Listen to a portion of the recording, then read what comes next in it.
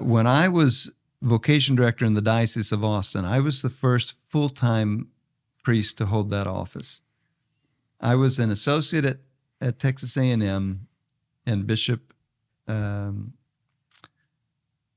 wow, and I'm only 63.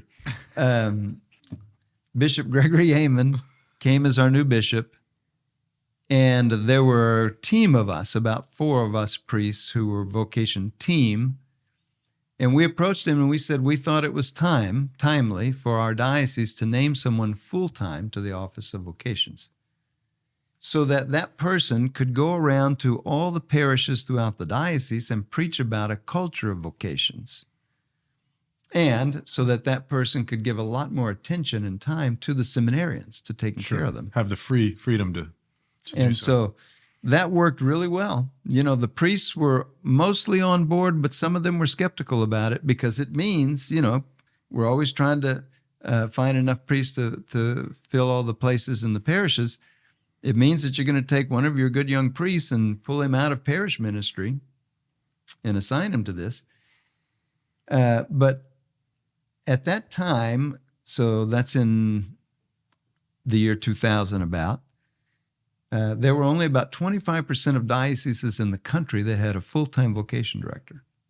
Wow. And I don't think it's probably gone up a lot since then, because it's hard to do. It's hard to make it happen, and maybe it's perhaps a lack of vision on our part as bishops to see the value of it.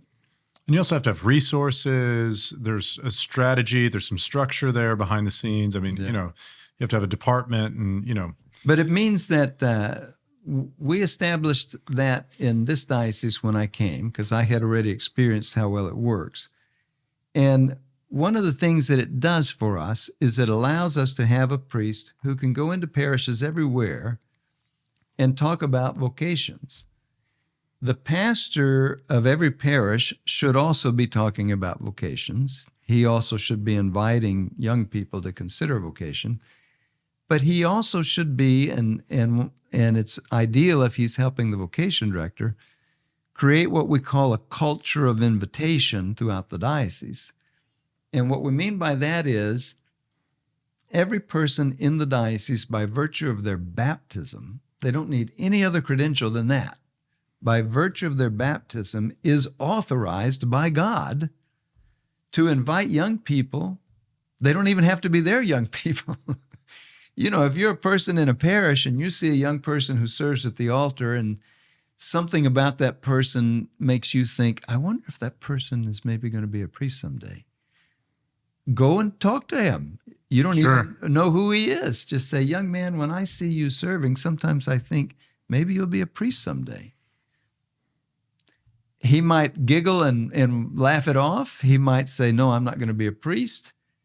But later, it may turn out that you opened the door for him to consider something he never had considered.